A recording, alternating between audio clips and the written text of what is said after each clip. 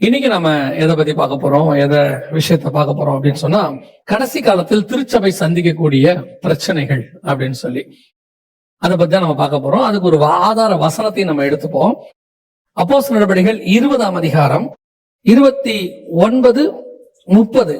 நான் போன பின்பு மந்தையை தப்பவிடாத கொடிதான ஓநாய்கள் உங்களுக்குள்ளே வரும்.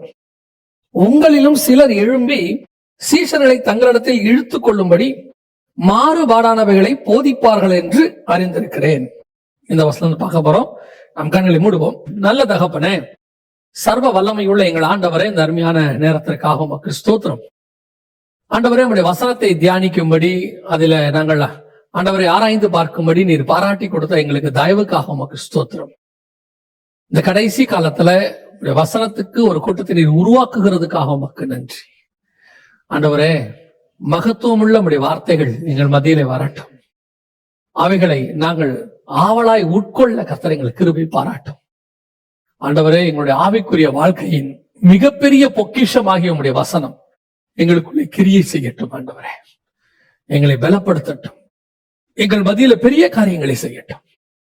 கேட்கிற ஒவ்வொருத்தரும் புரிந்து கொள்ளத்தக்கதாய் ஆவியானவர் பேசுவீராக, இடைபடுவீராக. எங்கள் ஆண்டவர் இயேசுவின் நாமத்தில் பிதாவே, ஆமென்.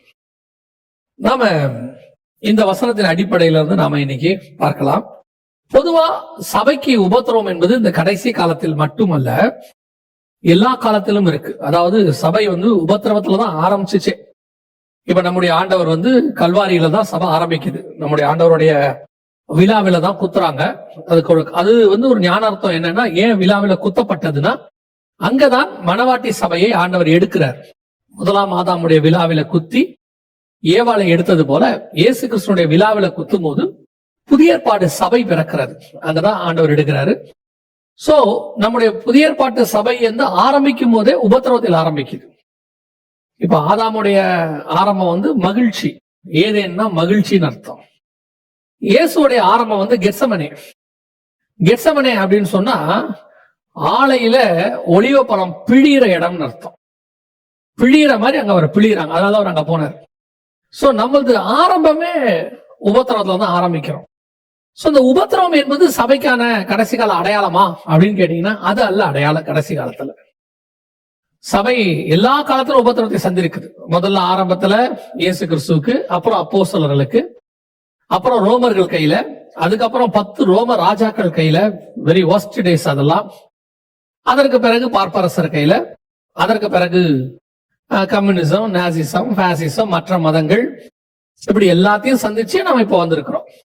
சோ உபத்திரவம் என்பது சபைக்கு புதிதானவைகள் அல்ல.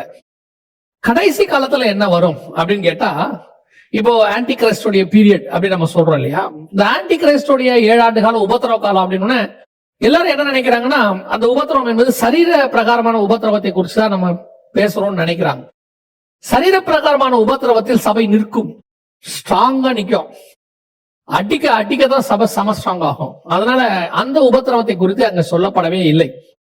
சரீர பிரகாரமாயும் உபத்திரவம் இருக்கும். ஆனா அங்கே சொல்லப்படுகிறது ஆவிக்குரிய உபத்திரவம் தான் நமக்கு. இப்ப நீங்க 7 சபைகளுக்கு எழுதும் போது கூட பாத்தீங்கன்னா, ஒவ்வொரு சபைக்கும் ஒரு ஸ்பிரிச்சுவல் ட்ரிபுலேஷன் இருக்குது. அதை பத்தி தான் ஆண்டவர் அதிகமா எழுதுறாரு. இப்ப இந்த இடத்துல பவுல் சொல்றாரு இல்லையா, நான் போகிறேன், மந்தையை தப்ப விடாத ஓநாய்கள் வரும். மந்தைங்கிறது சபை, சபையை தப்ப விடாத ஓநாய்கள். ஓநாய் என்பதற்கு என்ன விளக்கம்னா, கள்ளோபதேசம், டாக்ட்ரினல் வைஸ்.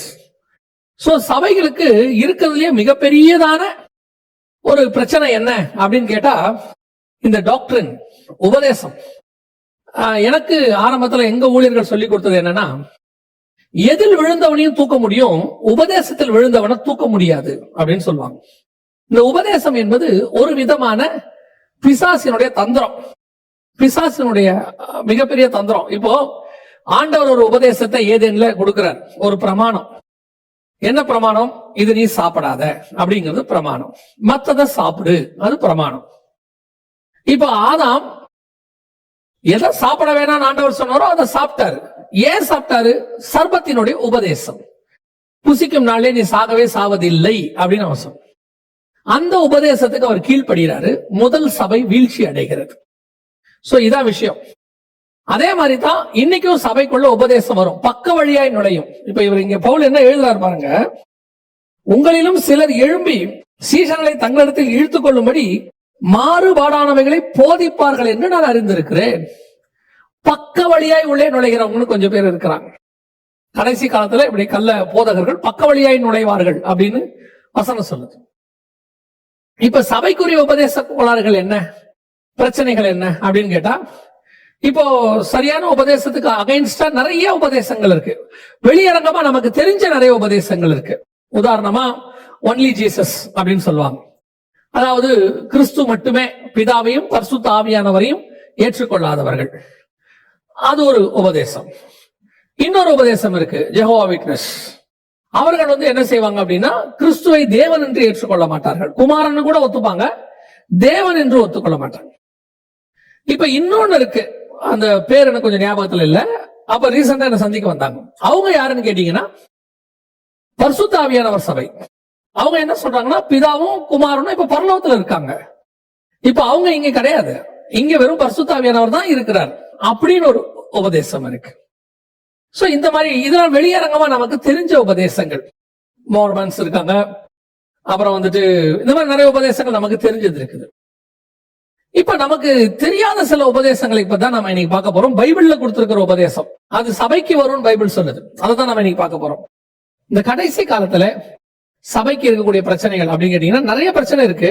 இப்பவும் சொல்றேன், சபைக்கு நிறைய பிரச்சனைகள் இருக்கு. உதாரணமா தீமோத்தேயுவுக்கு எழுதும் போது கடைசி காலத்துல சபைக்கு விரோதமாக எழும்பியவர்கள் எப்படி இருப்பாங்கன்னு சொல்லி 2 தீமோத்தேயுவின் புஸ்தகத்துல 3ஆம் அதிகாரம் 1-2 அவர் சொல்றார். மேலும் கடைசி நாட்களில் கொடிய காலங்கள் வரும் என்று அறிவாயாக எப்படின்னு மனுஷர்கள் தற்பிரியராயும். இந்த 2, 3, 4, 5 வசனத்துல இருக்கிறத நீங்க அப்புறமா படிச்சு பாருங்க. இன்னைக்கு இதை வச்சு நீங்க ஒரு தனி பைபிள் ஸ்டடியே எடுக்கலாம் ஒரு வருஷத்துக்கு. இப்ப நீங்க இதை வச்சுக்கிட்டு அப்படியே தனி பைபிள் ஸ்டடி எடுக்கலாம். அதாவது 2 தீமோத்தேயு 3, 1, 2, 3, 4, 5 வசனத்தை வச்சுக்கிட்டு எல்லாம் அப்படியே பர்ஃபெக்டா இருக்கும். தற்பிரியம் அப்படின்னா உங்களுக்கு புரியுற மாதிரி சொல்லணும்னா செல்ஃபி, தனக்குத்தானே பிரியம், எல்லா கோணத்துல எடுக்கிறது. அதுக்கு அடுத்து பணப்பிரியராய், அதை பத்தி உங்களுக்கு சொல்லவே வேண்டாம். சோ நான் இதெல்லாம் உங்களுக்கு சொல்ல விரும்பாம, மிக முக்கியமா சபைக்கு சொல்லப்படுகிற பிரச்சனை என்ன, மந்தையை தப்ப விடாத ஓநாய்கள் வரும் என்று வேதம் சொல்லுது. அந்த மந்தையை தப்ப விடாத ஓநாய்கள் என்ன அப்படின்னு பார்த்தா, 7 சபைகள் இருக்கு வெளிப்படுத்தின விசேஷம் 2ஆம் அதிகாரம் 3ஆம் அதிகாரத்துல. இந்த குறிப்பா 7 சபைகள்ல 3 விதமான உபதேச கோளாறுகளை குறித்து கர்த்தர் பேசுகிறார். சபைக்கு விரோதமா எழும்பி வரும் அப்படின்னு சொல்லி பேசுகிறார். அந்த 3 விதமான உபதேசங்களை குறித்து தான் நான் உங்கள் மத்தியில இன்னைக்கு சொல்ல வேண்டும் என்று சொல்லி நான் விரும்புகிறேன். என்ன 3 விதமான உபதேசம், எதை பத்தி அப்படின்னு கேட்டீங்கன்னு சொன்னா, முதலாவது வெளிப்படுத்தின விசேஷம் 2ஆம் அதிகாரம் 6வது வசனம். நான் வெறுக்கிற நிக்கோலாய் மதஸ்தாரின் கிரியைகளை நீயும் வெறுக்கிறாய், இது உன்னிடத்தில் உண்டு. எபேசு சபை நிக்கோலாய் மதஸ்தார் அப்படின்னு சொல்லக்கூடிய நிக்கோலாய் மதஸ்தாரோடைய உபதேசத்தை அது வெறுக்கிறது, கிரியைகளை. ஆனா அதே காலத்துல பெர்கமு சபை, 3வது சபை பெர்கமு, 15வது வசனம் 2:15 வெளிப்படுத்தின விசேஷம் ரெவலேஷன் 2:15. அப்படியே நிக்கோலாய் மதஸ்தாருடைய போதகத்தை கை கொள்ளுகிறவர்களும் முன்னெடுத்தல் உண்டு, அதை நான் வெறுக்கிறேன். எபேசுல கர்த்தர் வெறுக்கிற ஒரு உபதேசம், அதை எபேசுவும் வெறுக்குது, அவங்களும் அந்த உபதேசத்தை கடிஞ்சு கொள்றாங்க. ஆனா 3வது சபை பெர்கமுல பார்த்தா அந்த உபதேசம் வந்துருச்சு, ஸ்டில் கர்த்தர் வெறுக்கிறார். கர்த்தர் இன்னும் அந்த உபதேசத்தை வெறுக்கிறாரு. ஆனா எபேசுக்குள்ள வெறுக்கப்பட்ட அந்த உபதேசம், நிக்கோலாய் மதஸ்தானுடைய உபதேசம் எங்க வந்துருச்சு அப்படின்னு கேட்டீங்கன்னு சொன்னா பெர்கமுக்குள்ள வந்துருச்சு. இந்த உபதேசத்தை பத்தி பார்க்க முன்னாடி நீங்க ஒரு விஷயத்தை நல்லா புரிஞ்சுக்கணும். இந்த கள்ள உபதேசம் என்பது ஏதோ அந்தந்த ஜெனரேஷன்ல எழும்புறது மட்டும் இல்ல, 2000 வருஷமா இருக்கிறதும் இருக்கு. 2000 இயர்ஸ் கல்ஸ் இருக்காங்க. இந்த பிசாசு கிட்ட நாம கத்துக்க வேண்டிய ஒரு விஷயம் இருக்கு. என்ன பிசாசு கிட்ட நாம கத்துக்கணுமா அப்படின்னு கேட்டீங்கன்னா, நம்ம ஆண்டவர்கிட்டயே அது இருக்கு. நம்ம ஆண்டவர்கிட்ட இருக்கிறத கத்துக்க மாட்டோம். ஆண்டவர்கிட்ட எவ்வளவோ காரியங்கள் கத்துக்க வேண்டியிருக்கு. தாழ்மையின் இடத்துல கற்றுக்கொள்ளுங்கள், பொறுமையை கத்துக்கணும், அன்பா இருக்கிறது எப்படி கத்துக்கணும், இதெல்லாம் கத்துக்கணும். ஆனா பிசாசுகிட்டயும் ஒரு சில விஷயம் இருக்கு, அது நம்ம ஆண்டவர்கிட்டயும் இருக்கு. அதுல என்னன்னு கேட்டீங்கன்னா, இந்த ஆத்மாவை மோசம் போக்குறதுக்கு அல்லது அந்த ஆத்மாவை நரகத்துக்கு கூட்டிட்டு போறதுக்கு அவன் எடுக்கிறதான முயற்சி சோர்ந்தே போக மாட்டான். உதாரணமா, மோசே பிறக்கும் போது கொலை செய்யறதுக்கான ஒரு முயற்சி நடந்தது. அங்க ஆரம்பிச்சு மோசே அவன் எந்த இடத்துல ஜெயிப்பான்னு பாத்தீங்கன்னா 120வது வருஷத்துல ஜெயிச்சிருவான். கோபம் கொண்டு அவர் கண்மலையை அடிச்சிருவாரு. அவன் பிசாசு மோசையின் சரீரத்தை குறித்து தர்க்கம் பண்ணினான் அப்படின்னு யூதால வாசிக்கிறோம். அப்போ 120 வருஷம் ஒருத்தரை ட்ரை பண்ணிருக்கிறான் பாருங்க. அவன் இயேசு கிறிஸ்து பிறக்கும் போது கொலை செய்யறதுக்கு ட்ரை பண்ணா. நீங்க நல்லா கவனிச்சு பாருங்க, அவர் பிறக்கும் போது ஆரம்பிச்சாது. அதுக்கப்புறமா எத்தனை தடவை அவரை கொலை செய்ய பார்த்தார்கள், கொலை செய்ய பார்த்தார்கள், கொலை செய்ய பார்த்தார்கள் வந்துகிட்டே இருக்கும். கடைசியா கொல்கத்தால கொலை செய்வார்கள். இடைப்பட்ட காலம் 33 வருஷம். இந்த 33 வருஷமும் அவன் ட்ரை பண்ணிருக்கான். அதைத்தான் நான் உங்களுக்கு சொல்ல வரேன். அவன் ஒரு ஆத்மாவை கொல்லவும் அழிக்கவும் நினைக்கிறான்னா அது பிறந்ததுல இருந்து சாவர வரைக்கும் அது மேல அவனுக்கு ஒரு கன்சர்ன் இருக்கும். அப்படியே ஃபாலோ பண்ணிட்டே இருப்பான். எதுக்கு இதை சொல்றேன்னா, எபேசு சபையில இந்த உபதேசத்தை அவன் ஆரம்பிக்கிறான்.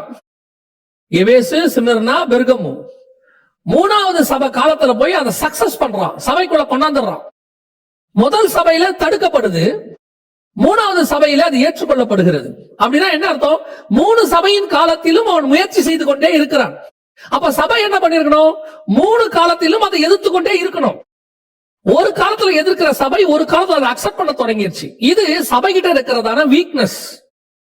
நம்முடைய மூதாதையர்கள் காலத்துல சில உபதேசம் கடினமாய் கொடுக்கப்பட்டது. அன்னைக்கு கொடுக்கப்பட்ட உபதேசத்தை அன்னைக்கு உள்ளவர்கள் ஏற்றுக்கொண்டார்கள். இன்னைக்கு அந்த உபதேசம் எல்லாம் என்னவோ படிப்பறிவில்லாத ஊழியக்காரர்கள் சொன்னது போலவும், இன்னைக்கு இருக்கிறவர்கள் பைபிள் காலேஜ் எல்லாம் முடிச்சிட்டு வந்ததுனால, பைபிள் காலேஜ் முடிச்சது தப்புன்னு சொல்லல, பைபிள் காலேஜ் எல்லாம் முடிச்சிட்டு வந்ததுனால அந்த உபதேசம் எல்லாம் குப்பை மாதிரியும் தெரியுது. நான் சொல்லுவேன், நாம் இன்னைக்கு படிச்சு விட்டு செய்கிற காரியத்தை அவர்கள் அன்னைக்கு படிக்காமல் ஆவியில் செய்தார்கள். பாருங்க, அவங்க எதனால இயேசு கிறிஸ்துவோட சிலையோ அல்லது அவருடைய போட்டோவையோ எதிர்த்தாங்கன்னு தெரியாது. ஸ்பிரிட்ல எதிர்த்தாங்க. சபைகளுக்குள்ள, வீடுகளுக்குள்ள அதை வைக்க கூடாது, இயேசு பார்த்து போட்டோ வைக்க கூடாதுன்னு சொன்னாங்க. எப்போ? நான் சொல்றது 100 வருஷத்துக்கு முன்னாடி, 200 வருஷத்துக்கு முன்னாடி. இன்னைக்கு இயேசு போட்டோ வைக்க கூடாதுங்கிறதுக்கு நம்ம ப்ரூஃப் கொடுக்கிறோம்.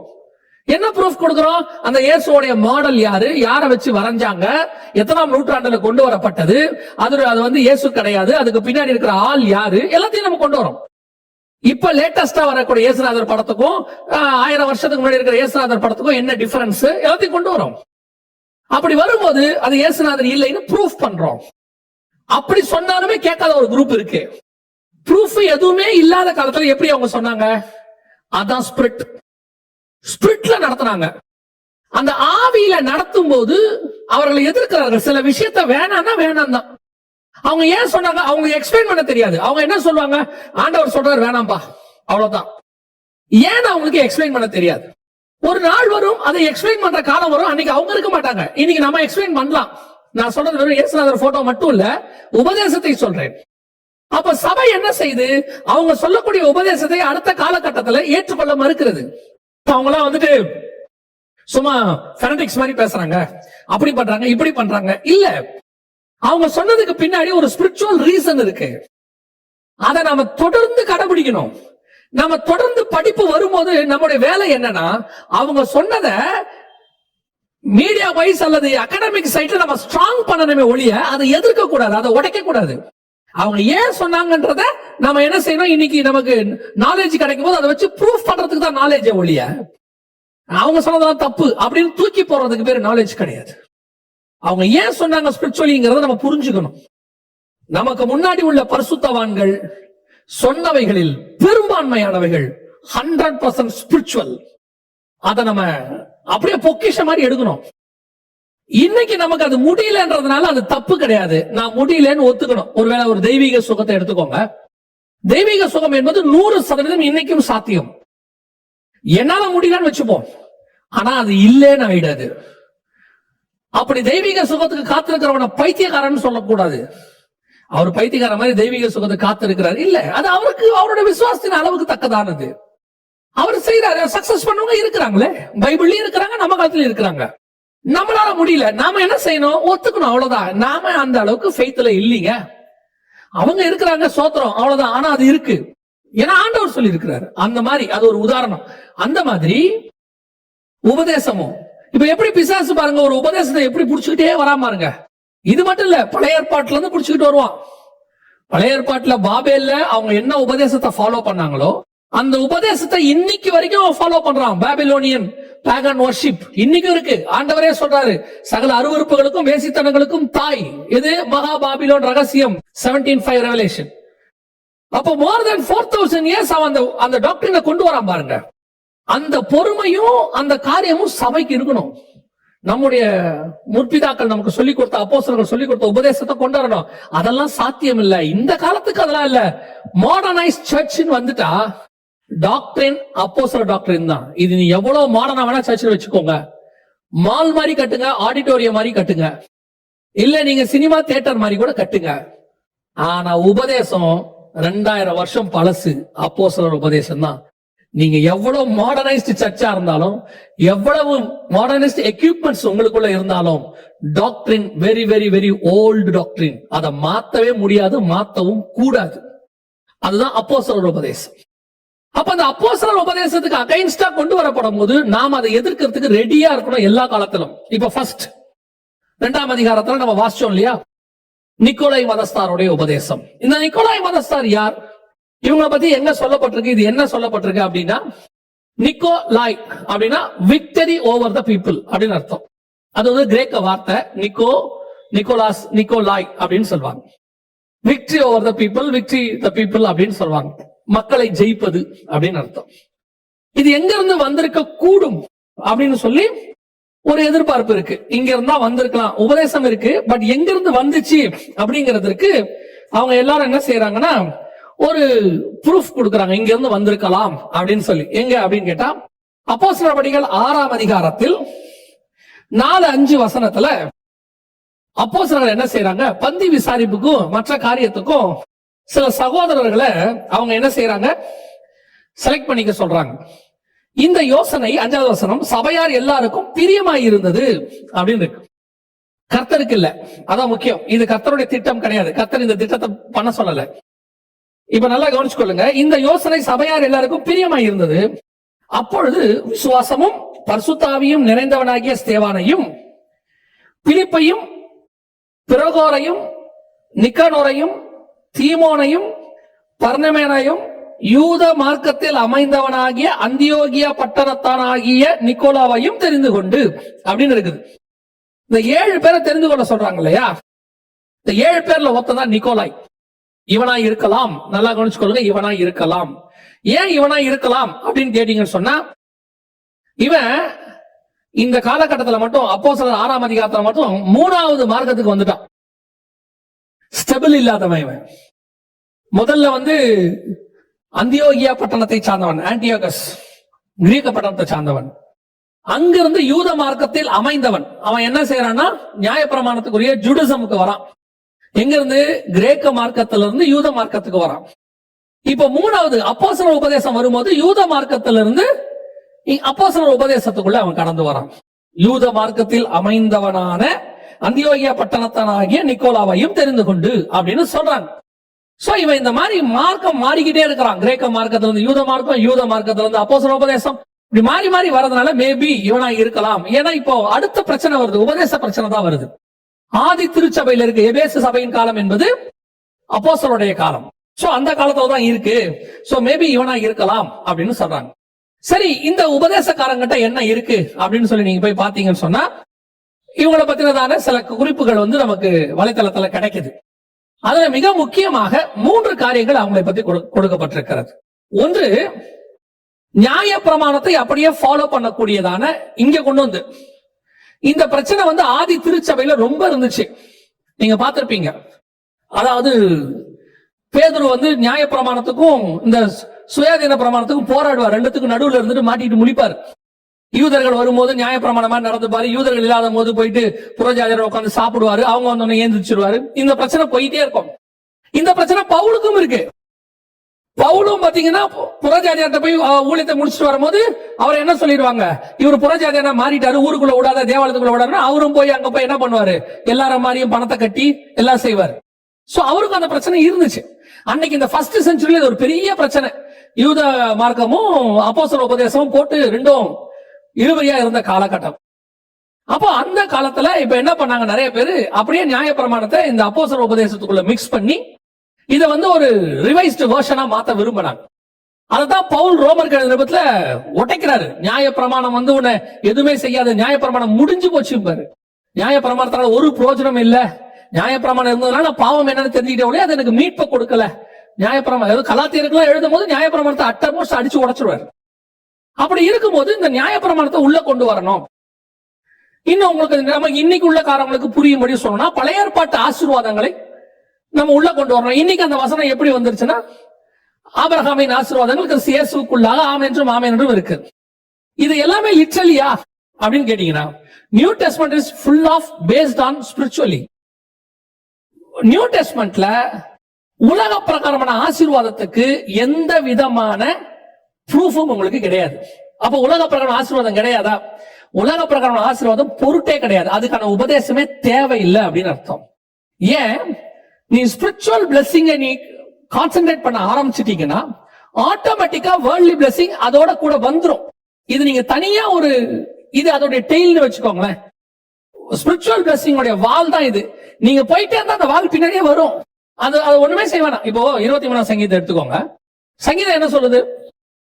கர்த்தரன் மேய்ப்பராய் இருக்கிறார், நான் தாழ்ச்சி அடையேன், அவர் என்னை புல்லுள்ள இடங்களில் மேய்த்து அமர்ந்த தண்ணீரண்டையில் நடத்துகிறார். அப்ப கர்த்தர் நடத்துற பாதையில் நான் போயிட்டே இருப்பேன். சங்கீதம் எப்படி முடியுது? நன்மையும் கிருபையும் என்னை தொடரும். அப்படின்னா என்ன அர்த்தம்? அவர் காட்டுற பாதையில் நான் போயிட்டே இருப்பேன், நன்மையும் கிருபையும் என் பின்னாடி வந்துகிட்டே இருக்கும்னு அர்த்தம். ஆனா இன்னைக்கு என்ன சொல்லி கொடுக்கிறோம்? நன்மையும் கிருபையும் கேளு, நன்மையும் கிருபையும் தேடு, ஆண்டவர் உனக்கு அதை கொடுப்பார்னு சொல்லி கொடுக்கிறோம். It's a wrong doctrine. தப்பான வியூ. அதுதான் நமக்கு டோட்டல் பைபிளுமே வேர்ல்ட்லி பிளெஸிங்காக தான் எழுதப்பட்டது நீங்க நினைச்சுக்கிட்டீங்கன்னா இந்த பைபிள் அதுக்கு தேவையே இல்லை. ஏன்? வேர்ல்ட்லி பிளெஸிங்க்கு பைபிளை விட நல்லா சொல்லி கொடுக்கிறவங்க இருக்காங்க. 100 நாளில் கோடீஸ்வரன் ஆவது எப்படி, தொழிலதிபர் ஆவது எப்படி, கோடி கோடியை சம்பாதிப்பது எப்படி, எல்லாம் சொல்லிக் கொடுக்க ஆள் இருக்கு வெளியே. ஆனா பரலோகத்துக்கு போவது எப்படின்னு சொல்லிக் கொடுக்கிறதுக்கு தான் பைபிள். நித்திய ஜீவனை சுதந்திரிப்பது எப்படின்னு சொல்லிக் கொடுக்கதான் பைபிள். மெய்யான தேவன் யார் என்பதை சொல்லிக் கொடுக்கதான் பைபிள். அப்ப இந்த பைபிளை நம்ம எதுக்கு யூஸ் பண்ணிக்கிட்டு இருக்கிறோம்? அப்ப நம்ம பழைய ஏற்பாடு பிளெஸிங், இந்த நியூ டெஸ்ட்மென்ட் என்டையர்லி டிஃபரெண்ட்ங்க. இந்த நியூ டெஸ்ட்மென்ட்டை நீங்க ஓல்ட் டெஸ்ட்மென்ட்டோட மிக்ஸ் பண்ணி படிக்கணும். அது ஒரு தனி ஸ்டடி.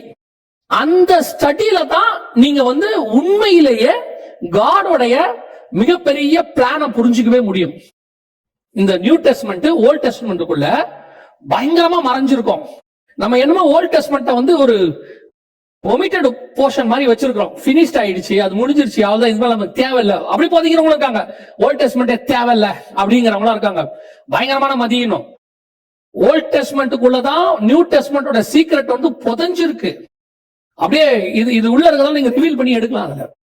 அப்படி இருக்கும்போது இந்த நியூ டெஸ்ட்மென்ட்டோட பிளெஸிங் எல்லாமே ஸ்பிரிச்சுவல். அதனாலதான் பவுல் தெளிவா எழுதினார் கொலோசியருக்கு எழுதும் போது, கீழானவைகள் அல்ல மேலானவைகளை நாடுங்கள், பிதாவின் வலது பாரசத்தில் இருக்கிற மேலானவைகளே நாடுங்கள்.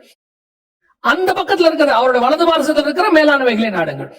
இன்னும் நீங்க போக போக போக பாத்தீங்கன்னு சொன்னா, இம்மைக்குரியவர்களுக்கு மாத்திரம் நீங்கள் தேடுவீர்கள், நம்மை போல பரிதவிக்கப்பட்டவர்கள் ஒருவரும் இல்லை. சோ இது அவங்க வேர்ல்ட்லி பிளெஸிங் உள்ள கொண்டு நுழைச்சிட்டாங்க. அன்னைக்கு ஆரம்பிச்சதுதான் இந்த நியாயப்பிரமாணமும் உள்ள வந்துடும். இந்த நியாயப்பிரமாண ஆசீர்வாதத்தை நம்ம அப்படியே இன்னைக்கு ஃபோக்கஸ் பண்ணி இன்னைக்கு நம்ம என்ன கொண்டு வந்துட்டோம்? கிரேஸ் டாக்டரின், இல்லைன்னா ப்ராஸ்பரிட்டி டாக்டரின், ஹைப்பர் கிரேஸ், சூப்பர் கிரேஸ், என்ன வேணாலும் பேர் வச்சுக்கோங்க. அப்படி வச்சிருக்காங்க. வச்சுட்டு உனக்கு இந்த பூமியில ஆண்டவர் வீடு கொடுப்பார், காரு கொடுப்பார், ஜெட் பிளைட் கொடுப்பார், அதை கொடுப்பார், இதை கொடுப்பார், எதை வேணாலும் கொடுக்கட்டும். நீ எங்க வச்சிருக்க போற எல்லாத்தையும்? எத்தனை வருஷம் இருக்க போற? 70 பலத்தின் மிகுதினால் 80.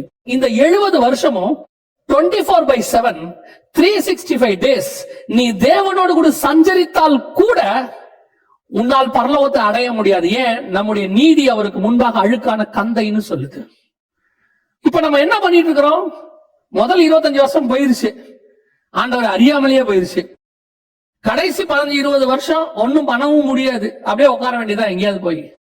இடையில இருக்கிற ஒரு 25 வருஷம் 30 வருஷம் இதுலதான் நீ தேவனை தேடி கண்டுபிடிச்சு சஞ்சரிச்சு பரலோகத்தின் பொக்கிஷங்களை எடுத்து பரலோகத்துக்கு போற ரூட்டை கொண்டு போய். இத பத்தி எந்த கவலையுமே கிடையாது. இந்த பூமிக்குரிய இம்மைக்குரியதை பத்தி போதிக்கிறதான மிக மோசமான கண்டிஷனில் இன்னைக்கு கடைசி கால சபை. இந்த கடைசி கால சபைக்கு இருக்கிற மிகப்பெரிய போராட்டத்துல ஒண்ணு இந்த ப்ராஸ்பரிட்டி டாக்டரின். இந்த ப்ராஸ்பரிட்டி டாக்டரினை குறித்து மிகுந்த எச்சரிக்கையாயிருங்கள். இந்த பூமியில் உங்களுக்கு என்ன தேவையோ அதை கொடுப்பதற்கு பரலோகம் தயாராக இருக்கிறது. எனக்கு எப்பவுமே ஆண்டவர் சொல்லி கொடுத்ததுதான், அறுப்பு மிகுதி ஆட்கள் குறைவு. அறுப்புக்கு வேலையாட்களை அனுப்பும்படி பிதாவின் இடத்துல வேண்டிக் கொள்ளுங்கன்னு சொன்ன இயேசு, அறுப்புக்கு ஆட்களே இல்லைன்னு வெயிட் பண்ணிட்டு இருக்கிற எஜமா அறுக்கிறதுக்கு அருவாளை கொடுப்பாரா மாட்டாரு? இல்ல அருவாள் இருக்கிறவன் தான் வானா சொல்லுவாரு, நான் எல்லா பெசிலிட்டிஸும் பண்ணி தரேன்பா, நீ வந்து அறுப்புக்கு வந்தா போதும். சொல்லவே மாட்டாரா? இன்னைக்கு ஒரு எம்என்சி கம்பெனிக்கு நீங்க வேலைக்கு போனீங்கன்னா, மல்டிநேஷனல் கம்பெனிக்கு வேலைக்கு போனீங்கன்னா, ஒரு ஐடி கம்பெனிக்கோ ஏதோ ஒன்று போனீங்கன்னா, இன்னைக்கு விட்டுருங்க, இந்த 1.5 years 2 years விட்டுருங்க, அதுக்கு முன்னாடி வரைக்கும் பிக்கப் அண்ட் டிராப் பண்ணுவாங்க. அது மட்டும் இல்ல, உங்களுக்கு அவங்களே ஃபுட் ப்ரொவைட் பண்ணுவாங்க, காஃபி டைம் எல்லாமே இருக்கும், லஞ்ச் டின்னர் எல்லாம் இருக்கும். போதாததுக்கு உங்களுக்கு வீக்லி ஒன்ஸ் ரெக்ரியேஷன் எல்லாம் வச்சு வீக்கெண்ட்ஸ் அது இதுன்னு கொடுத்து, ஏன் அவன் கம்பெனிக்கு ஒர்க் பண்ற ஒண்ணு அவங்களை சந்தோஷமா வச்சுக்கணும்னு நினைக்கிறான். அப்பதான் நீங்க நல்லா வேலை செய்வீங்க அப்படின்னு சொல்லி அவங்களுடைய மனநிலை மென்டாலிட்டி. சில கம்பெனிஸ் எல்லாம் ஆபீஸ்க்கு நீங்க ஏறின உடனே அந்த பஸ்ஸே பாத்தீங்கன்னு சொன்னா அவ்வளவு லக்ஸூரியஸ் பஸ், அவ்வளவு கம்ஃபர்டா போறதுக்கு வச்சிருக்கிறாங்க. ஒரு உலக பிரகாரமான ஒரு அரசாங்கமே கம்பெனியோ இப்படி செய்யும் போது பரலோகம் உங்களை எவ்வளவு கம்ஃபர்டா வச்சுக்கும் தெரியுமா? நீங்க நினைக்கிற கம்ஃபர்ட் வேற. நம்ம என்ன நினைப்போம், கம்ஃபர்ட்னா நமக்கு ஒரு 3 பெட்ரூம்ல வீடும், அப்படியே நல்ல வாசல்ல தோட்டமும் 2 காரும், பிள்ளைகளுக்கு தேவையானதெல்லாம் கொடுத்து அப்படியே அப்படி ஊழியம் அந்த ஊழியம் பண்றதுக்கு இது இல்ல. இது அந்த ஊழியம் வராது. இது எது தெரியுமா? நான் மரித்து நித்திய ஜீவனை சுதந்திரிக்கணும். இதோட நித்திய ஜீவனை சுதந்திரிக்கிறதோட வேலையே நான் சாவறது தான். நான் இல்லாம போனோம், அவர் இருக்கணும். என்னை நானே சிலுவையில் அறிந்திருக்கிறேன். அப்ப இந்த வேலையோட வேலை என்ன? முக்கியமான வேலை என்ன? ஒரு பக்கம் நான் இயேசுவை சொல்றேன், இன்னொரு பக்கம் நான் செத்துக்கிட்டு இருக்கிறேன், சாகணும், என்னை தொலைக்கணும், அடையாளம் தொலைக்கணும். நான் அல்ல, இனி கிறிஸ்துவே எனக்குள் வாழுகிறார். என்னை தொலைக்க தொலைக்க தொலைக்க அவர் பெருக பெருக பெருக, நான் சிறுகவும் அவர் பெருகவும் வேண்டும். நான் காணாம போனோம், அவர் இருக்கணும். நான் ஊழியத்தை முடிக்கும் போது நான் இருக்கவே கூடாது, மறைஞ்சிருக்கணும், அவர் மட்டும் வெளிப்பட்டிருக்கணும். This is ministry, new testament ministry. அதுதான் பவுல் எழுதுறாரு. இனி கிறிஸ்துவையே நாங்கள் மாம்சத்தின்படி அறியோம். நானே இருக்க மாட்டேன், என்னை நான் சிலுவையில் அறைந்திருக்கிறேன். இனி நான் அல்ல, கிறிஸ்து எனக்குள் பிழைத்திருக்கிறேன். அப்போ எனக்கு கொடுக்கப்படுகிற ஃபெசிலிட்டி எதுக்கு தெரியுமா? என்ன தொலைக்கிறதுக்கு. என்ன தொலைக்கிறதுக்கு என்னென்ன ஃபெசிலிட்டி வேணுமோ எல்லாத்தையும் ஹெவன்லி கவர்மெண்ட் செய்யும். அதோட எனக்கு சாப்பாடு தேவையா சாப்பாடு கொடுக்கும், ட்ரெஸ் தேவையா ட்ரெஸ் கொடுக்கும், எனக்கு பிள்ளைகளுக்கு என்னுடைய சந்ததிக்கு என்ன தேவை அது கொடுக்கும். நான் என்ன எதிர்பார்க்கிறேன்? இந்த உலகத்துல வேலை செய்யறவன மாதிரியே நானும் நல்லா இருக்கணும்னு எதிர்பார்க்கிறேன். அத பரலோகம் இல்லை. அதுக்கு நீ இந்த மினிஸ்ட்ரி லைக் படாது. இது வேற, இது ஹெவன்லி கவர்மெண்ட். இதுக்கும் அப்படியே ஹெவனுக்கும் பூமிக்கும் என்டையர்லி டிஃபரெண்ட். ஆண்டவர் சொல்றாருல, உங்களுடைய ராஜ்யம் பரலோகத்தில் உங்களுடைய ராஜ்யம் செய்யப்படுவது போல பூமியில. பரலோகம் ஃபுல்லா ஸ்பிரிட், இது ஃபுல்லா ஃபிளஷ். இது காணக்கூடியது, இது பார்க்க கூடாதது. புரியுதுங்களா? இது மரணத்துக்குரியது, அது மரணம் இல்லாதது. இது அழிவுக்குரியது, அது அழிவு இல்லாதது. இது பாவம் உள்ளது, அது பாவம் இல்லாதது. இதுக்கு ஒரு டைம் இருக்கு, அது எட்டர்னல். Entirely opposite. அப்போ ஆப்போசிட்டா இருக்கிற வேர்ல்டுக்கு நான் போக போறேன், ஆப்போசிட்டா இருக்கிற வேர்ல்டுக்கு நான் ப்ரொமோஷன் ஆக போறேன்னா அதுக்கேத்த மாதிரி தானே என்ன மாத்துவாரு. அப்ப அதுக்கேத்த மாதிரி நான் மாறணும்னா அதுக்கேத்த மாதிரி தானே எனக்கு ஃபெசிலிட்டிஸும் பண்ணி கொடுப்பாரு. நான் என்ன கேட்கிறேன்? இந்த பூமியிலே வாழ்ற மாதிரி ஃபெசிலிட்டிஸ் கேட்கிறேன். அதுக்கு இந்த மினிஸ்ட்ரி லைக் படாது. இந்த மினிஸ்ட்ரியோட ஸ்பெஷாலிட்டி என்னன்னா, அது எப்படின்னா அவர் பெருகிக்கிட்டே வருவாரு, நான் குறுகிக்கிட்டே போவேன். இந்த மினிஸ்ட்ரியை முடிக்கும் போது கிறிஸ்து நிப்பாரு, நான் இருக்க மாட்டேன், நான் இருக்க கூடாது. எங்கேயா போனா? எலியா காணாம போயிட்டான், பவுல் காணாம போயிட்டான், பேதுரு எப்படி இருப்பார் தெரியாது, காணாம போயிட்டாரு. கிறிஸ்து மட்டும் நிப்பாரு. அதுதான் மினிஸ்ட்ரி. சோ நீங்க இந்த வேர்ல்ட்லி பிளெஸிங்க உள்ள கொண்டு வராதீங்க. வேர்ல்ட்லி பிளெஸிங் என்பது இவங்க சொல்ற பிளெஸிங்கே வேற. இவங்களுக்கு இதெல்லாம் பிளெஸிங்கா தெரியுது. இதெல்லாம் பிளெஸிங்னு யார் சொன்னா? முதல்ல நம்மளா நினைச்சுக்கிறோம். இப்ப பாருங்க, 5 ஸ்டார் ஹோட்டல்ல சாப்பிடுறது பிளெஸிங். நம்மளை பொறுத்த வரைக்கும் போய் லீ மெரிடின்லயோ அல்லது பெரிய ஹில்டன் குரூப்ஸ்லயோ போய் உட்காந்து சாப்பிடுறது பிளெஸிங் நமக்கு. இந்த ரோட்ல இருக்கிறவனுக்கு பக்கத்துல இருக்க ரெஸ்டாரண்ட்ல போய் உட்கார வச்சுக்கப்ப அதுவே அவனுக்கு பெரிய பிளஸிங். அவன் என்ன சொல்லுவான், இன்னைக்கு பெரிய கடவுள் ஆசீர்வதிச்சாரு, இன்னைக்கு கூட்டு போய் ரெஸ்டாரண்ட்ல உட்கார வச்சு எனக்கு நல்லா சாப்பாடு வாங்கி கொடுத்தாங்க, மீன் வாங்கி கொடுத்தாங்க அப்படின்னு சொன்னா அவனுக்கு அது பிளஸிங். அப்போ பிளஸிங்கோட அளவுதான் என்ன, எதுதான் பிளஸிங்கோட உண்மையான பிளஸிங்? இது எதுவுமே பிளஸிங் கிடையாது. பிளஸிங் என்பது உள்ள இருக்கு. இவ்வளத்தையும் வச்சுட்டு பணக்காரன் சாப்பிட முடியாம ஹாஸ்பிட்டல்ல படுத்திருக்கான் பாருங்க, அது பிளஸிங்கா? எல்லாத்தையும் வச்சுக்கிட்டு ஆக்சிஜன் கிடைக்காம, சிலிண்டர் கிடைக்காம அப்படியே கார் ஓரத்துல ஒருத்த படுத்திருந்தானே, அதுக்கு பேர் பிளஸிங்கா? அவனை கூப்பிட்டு கேளுங்க, ஏப்பா you have millions and millions, you are the blessed man. ஓ, ஒரு சிலிண்டர் கிடைக்கலையா, என்ன போய் blessed man சொல்றீங்க?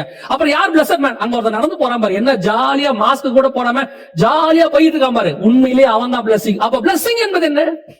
வெளியே இல்ல, உள்ள இருக்கு. உள்ள யாராலுமே கொடுக்க முடியாத ஒரு blessing தேவன் எனக்கு தந்திருக்கிறார். உலகம் கொடுக்க கூடாததும் எடுக்க கூடாதும் இந்த blessing விரும்பணும்.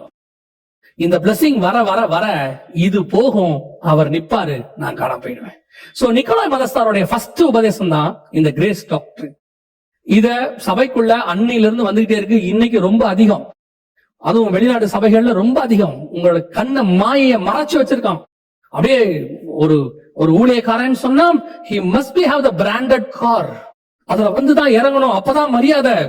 நான் சொல்றேன், காருக்கு கிடைக்காத மரியாதை, நீ போட்டிருக்க கோட்டு சூட்டுக்கு கிடைக்காத மரியாதை, உன் கையில இருக்கிற கிரெடிட் டெபிட் கார்ட்ஸ்க்கு கிடைக்காத மரியாதை, உன் வாயிலிருந்து வெளிப்படும் ஒரு ரெவலேஷனுக்கு கிடைக்கும். நீ கர்த்தருடைய வார்த்தையை வெளிப்படுத்தும் போது உன் மேல் பரலோகத்தினுடைய ஆசீர்வாதம் இறங்கும். இதுதான் இப்போ இவ்வளோ இறங்கி நீ கார்ல போய் இறங்கி 2 பாட்டை பாடிட்டு என்டர்டைன் பண்ணிட்டு நீ ஏறி போயிடு. ஆனா இது கூட எதுவுமே இல்ல, நார்மலா போய் ஒரு மனுஷனை ஆண்டவருக்குள்ள நடத்திட்டு போயிடு. எது பிளஸிங்? அதுதான் பிளஸிங். இதெல்லாம் வேணான்னு சொல்ல, இதை நாடாதீங்க. கர்த்தர் கொடுத்தா வாங்கிக்குங்க, ஆனா நாம தேடி போக வேண்டாம். அதுதான் என்னுடைய டீச்சிங். நல்லா புரிஞ்சுக்கோங்க. இதுக்கெல்லாம் தேவையில்லையா? இது மேல என் பார்வையே இருக்காது. நான் அப்படி போயிட்டே இருப்பேன். போயிட்டே இருக்கும்போது எதிரில் ஒரு ஆடி காரோ அல்லது ஹோண்டாவோ கிராஸ் பண்ணா I don't father about that.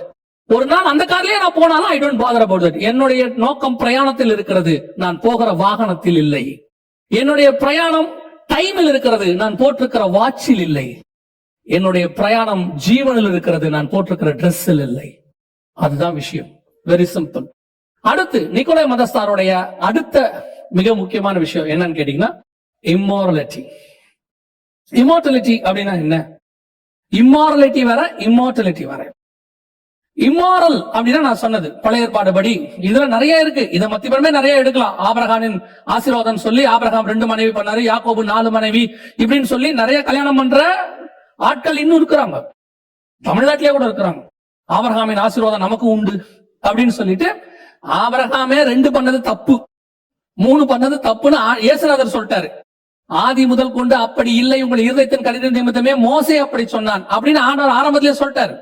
இவங்க அதை பிடிச்சிட்டு அலையிறாங்க. சரி, விட்டுருவோம். முதல்ல ஆசீர்வாதம், 2வது இம்மாரலிட்டி, 3வது இம்மார்டாலிட்டி, சாவாமை. இது அடுத்த உபதேசம். நான் ஏற்கனவே சொன்ன பாருங்க, இந்த சாவாமை குறித்து இப்ப நிறைய பேர் பேசுறாங்க. நீங்க கேள்விப்பட்டிருப்பீங்க. சாவாமை பத்தி நிறைய பேர் நீங்க கேள்வி கூட பட்டிருப்பீங்க. ஆனா இது எங்க உள்ள உபதேசம் தெரியுமா? ஏதேன்ல உள்ள உபதேசம். இயேசு ஆண்டவர் நீ சாவேன்னு சொல்றாரு, சாப்பிட்டா. அவன் சொல்றான் பிசாசு நீ சாக மாட்டேன்னு சொல்றான். இப்ப எடுத்துக்கோங்க. இப்பவும் ஆண்டவர் சொன்னாரு, உலக பிரகாரமான மாம்சத்தை குறித்து ஆண்டவர் பேசவே இல்லை. நித்திய ஜீவனை பத்தி தான். ஒருவன் மரித்தாலும் பிழைப்பான் அப்படின்னா என்னன்னா, நீ சரீரத்துல மறைத்தாலும் நீ ஆத்மாவில பிழைத்திருப்பேன்னு அர்த்தம். இப்ப பவுல் சொல்றாரு, இனி நாம் நித்திரை அடைகிறது இல்லை அப்படின்னா என்ன அர்த்தம்? நாம எல்லாம் சாவதே இல்லைன்னு அர்த்தமா? இல்ல. அப்ப அதே பவுல் தான் எழுதுறாரு, முந்தி நித்திரை அடைந்தவர்களை குறித்து நீங்கள் அறிவில்லாதற்கு எனக்கு மனம் இல்லை, 1 Thessalonians 4:13 எழுதுறாரு. அப்ப என்ன அங்க நித்திரை அடைவதற்கு எழுதுற, முந்தி நித்திரை அடைந்தவர்கள் நிமித்தம் நீங்கள் அறிவில்லாதற்கு எனக்கு மனம் இல்லைன்னு எழுதுற. அப்ப இது என்ன அதென்ன? நான் பேசுனது சரீர மரணம் இல்லையா? இது ஒரு சாதாரண பிலீவருக்கு தெரியும். சாதாரண பிலீவருக்கு தெரியும். இந்த சரீரம் என்பது ஒரு நாள் போகும். நீங்கள் வருகையில போனாலும் இந்த சரீரம் மாறிடும், மறுரூபம் ஆயிடும். இந்த சரீரம் இந்த பூமிக்காக உண்டாக்கப்பட்டது. அவ்வளவுதான், ஓவர். இப்ப நீங்க யூகேக்கு போறீங்க, யூகேக்கு போய் ஒரு மீட்டிங்கோ எதுக்கோ போறீங்க, பிளைட் விட்டு இறங்கின உடனே you must wear the jerkin. Must. Without jerkin you can survive. நீங்க அதுவும் டிசம்பர் மாசம் போனீங்கன்னா நல்ல ரக்கு போட்டு மேல ஜெர்கின் போட்டு ஓகே. அதே பிளைட்டை பிடிச்சி நீங்க மலேசியால சென்னையில இறங்குறீங்க, first you will remove your jerkin. ஏன்? கொதிக்குதுப்பா, முடியல. அங்க இருக்கும்போது அது தேவை, மஸ்ட். இங்கே வரும்போது அது ரிமூவ் ஆயிடும். அதே தான் இந்த பூமிக்கு, என் ஆத்மாவுக்கு இந்த சரீரம் தேவை. இந்த பூமியை விட்டு நான் டேக் ஆஃப் ஆகும் போது இது ரிமூவ் ஆயிடணும். ஏன்? காண்கிறவைகள் அனித்தியமானவைகள், காணாதவைகளோ நித்தியமானவைகள். பரலோக ராஜ்யத்தை ரத்தமும் மாம்சமும் சுதந்தரிப்பது இல்லை. இது போயிடும், அவ்வளவுதான். இது நீங்க உயிரோட இருந்தாலும் போவோம், வருகையில போனாலும் போவோம். இத பத்திய பேச்சே கிடையாது. இப்ப என்ன சொல்றாங்க? நீ சாவதில்லை அப்படின்னா என்ன? 300 வருஷம் உயிரோடு இருக்கியா? இருந்துட்டு போ. 400 வருஷம் உயிரோடு இருக்கியா? இருந்துட்டு போ. 969 வருஷம் உயிரோடு இருந்தாலும் நீ சாவ. மெத்துசுலா 70 வருஷம் 80 வருஷத்துக்கு சும்மா பேசி தெரியுறாங்க. நீ 969 வருஷம் இருந்தாலும் நீ சாவ. ஏன்னா வசனம் சொல்லுது 969 வருஷம் மெத்துசுலா உயிரோடு இருந்து மரித்தான். அப்ப சாவ மாட்டேனா? அது பழைய ஏற்பாடு. புதிய ஏற்பாட்டுக்கு வந்துருவோம். புதிய ஏற்பாட்டுல சாகாத அப்போஸ்தலன் யாரு? புதிய ஏற்பாட்டுல சாகாத அப்போஸ்தலன் யாரு? அத்தனை பேரும் மரணத்தை ருசி பார்த்திருக்கிறாங்க. இயேசுநாதரே செத்திருக்கிறாரு, அத்தனை பேரும் செத்திருக்காங்க. ஆனால் மரணம் அவர்களை ஜெயிக்கவில்லை. அவர்கள் மரணத்தை ஜெயமாய் விழுங்கினார்கள். மரணம் அவர்களை நிறுத்தவில்லை, கட்டுப்படுத்தவில்லை. அந்த மரணத்தையும் ஜெயித்து அவர்கள் அப்ப மரணத்தை ஜெயிச்சிருக்கிறாங்க. நீ மரணத்தை ஜெயிச்சாங்கிறத அப்ப மரணத்தோட போராடினான்னு தெரியும், மரணத்தை ஜெயிச்சேன்னு. சோ இந்த சாவாமைங்கிற உபதேசம் பிசாசுக்குரியது. ஏதேன்ல ஆரம்பிச்சது. வசனம் தெளிவா சொல்லுது புதிய ஏற்பாட்டுல, ஒரே தரம் மரிப்பதும் பின்னர் நியாய தீர்ப்பு அடைவதும் மனுஷனுக்கு நியமிக்கப்பட்டிருக்கிற படியே. எபிரேயர். சோ இங்க இருக்கு மரணம் என்பது.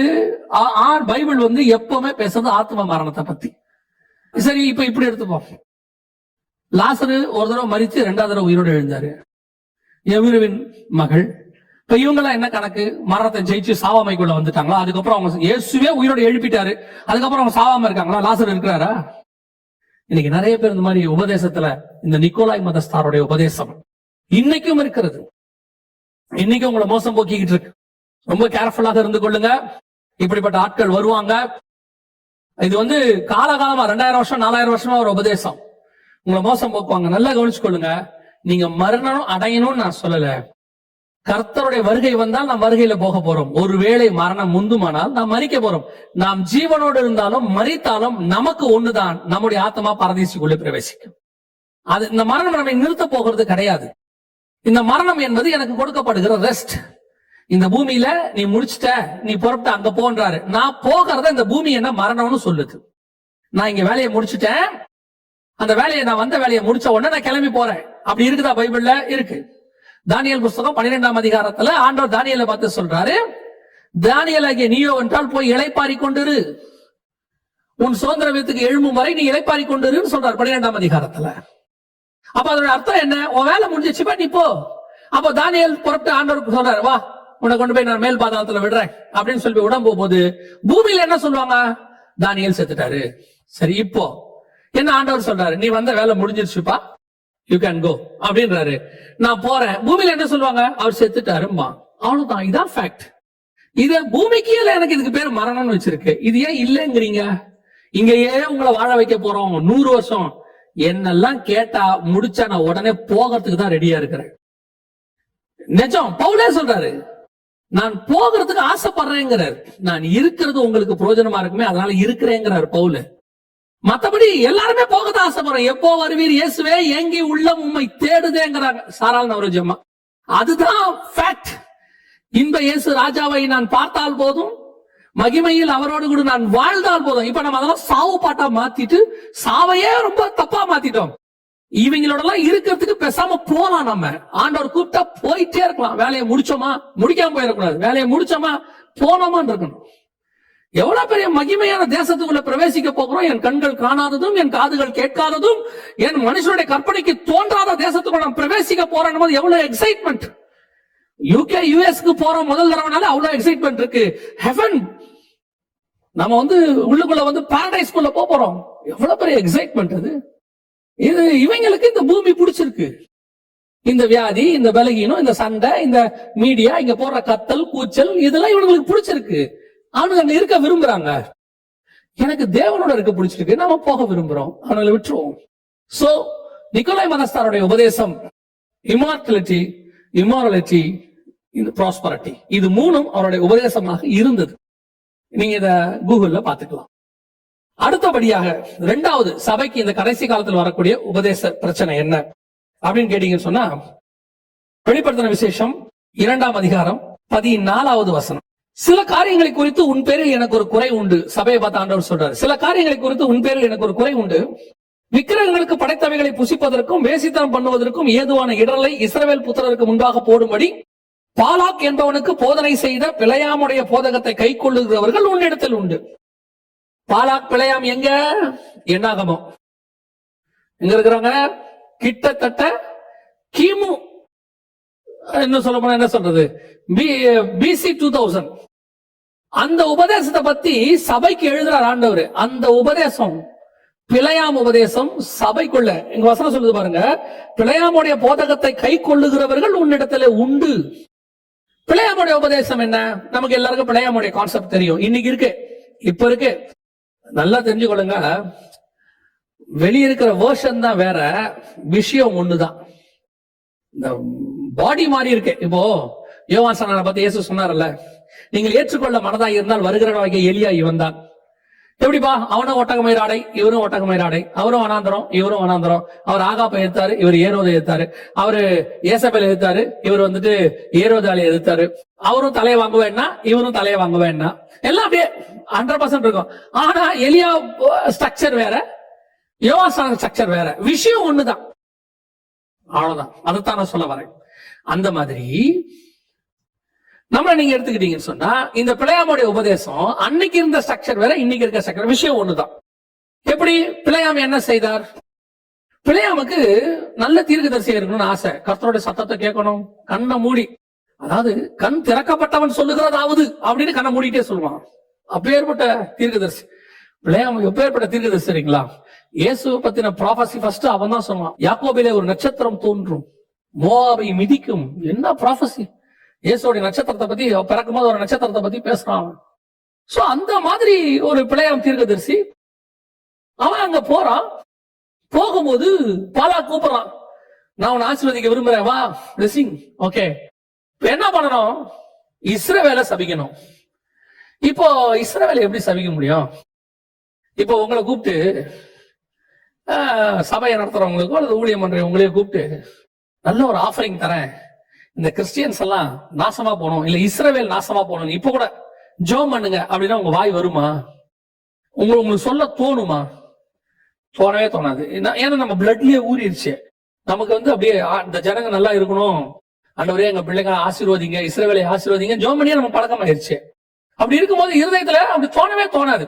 அவங்ககிட்ட இருக்கிற குறைகளை நம்ம சொல்றோம், அந்த மாதிரி செய்யக்கூடாதுன்னு நம்ம சொல்றோம். ஏன் நம்ம கிட்ட இருக்க குறைகளையே சொல்றோம், நம்மளே அந்த மாதிரி செய்யக்கூடாது சொல்றோம். ஆனா நம்மளால அவங்க சபிக்கவே முடியாது. இஸ்ரவேலை மட்டும் இல்ல, நம்ம சபையே நம்மளால சபிக்க முடியாது. அப்படி இருக்கும்போது பிழையாமால கண்டிப்பா முடியாது.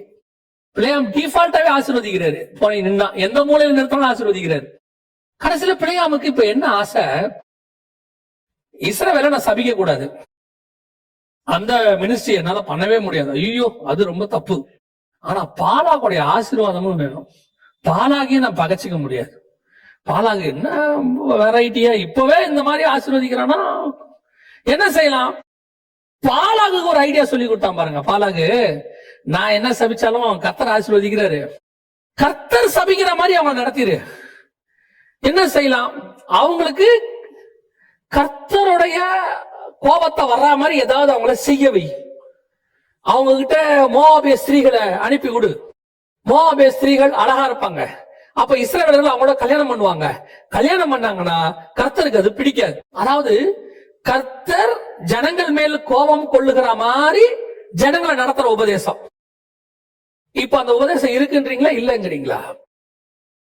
இப்ப நீங்க சபைகளுக்குள்ள அப்படிப்பட்ட உபதேசம் இருக்கா இல்லையா? இப்ப யோசிப்பீங்க, அப்படி என்ன உபதேசம் இருக்கு? Very simple. இப்ப நான் ஒன்னொன்னா சொல்லினே வரேன், நீங்க நல்லா கவனிச்சுனே வாங்க. இப்ப கர்த்தர், நல்லா கவனிங்க, கர்த்தர் பரிசுத்தர். கர்த்தர் வந்து பரிசுத்தர். இப்ப அந்த பரிசுத்த தேவனை நீங்க ஆராதிக்கும் போது, பரலோகத்திலே ஆராதிக்கும் போது, இங்க விட்டுருங்க, பூமியே விட்டுருங்க, பரலோகத்தில் ஆராதிக்கும் போது ஏசாயா 6:2 சொல்லுது, 2 சட்டைகளால் முகத்தை மூடி, 2 சட்டைகளால் கால்களை மூடி, 2 சட்டைகளால் அடித்து பறந்து பரிசுத்தர் பரிசுத்தர் பரிசுத்தர்னு சொல்லிச்சான் தேவனை.